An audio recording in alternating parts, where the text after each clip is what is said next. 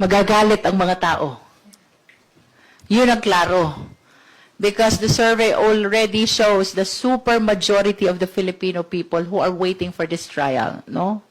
From my last recollection, 74% ng mga Pilipino ang gustong-gustong matuloy na itong impeachment trial na ito. Anong mensahe po kaya sa tingin niyo would it send if the Senate remains preoccupied po with internal leadership issues while an impeachment trial is pending?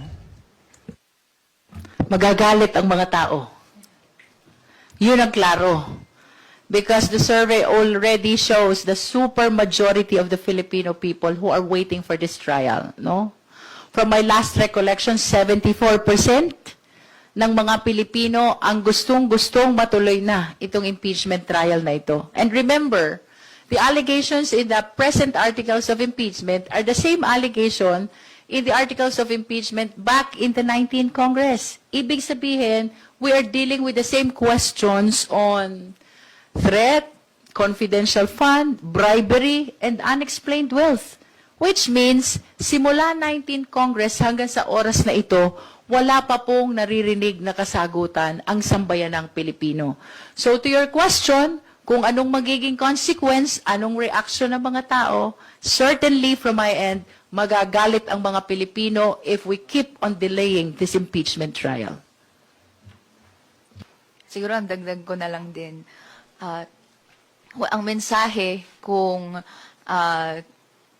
magkakaroon ng tuloy-tuloy na pagkakaroon ng delay ay isang araw na naman na hindi nauuna ang pananagutan. Isang araw na naman na hindi na pa-prioritize yung tanong, asan po ba napunta yung pera ng taong bayan?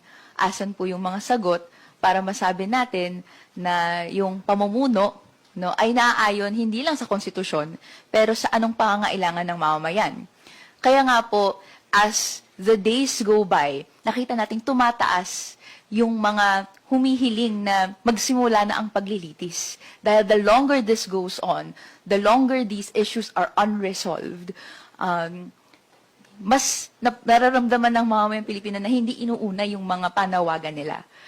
Kaya po, para unahin natin yung priority of the Filipino people, kailangan nang magtuloy-tuloy yung paglilitis. Matagal nang iniintay ng sambayan ng Pilipino ang makita ang ebidensya at malaman ang katotohanan dito sa impeachment case na ito.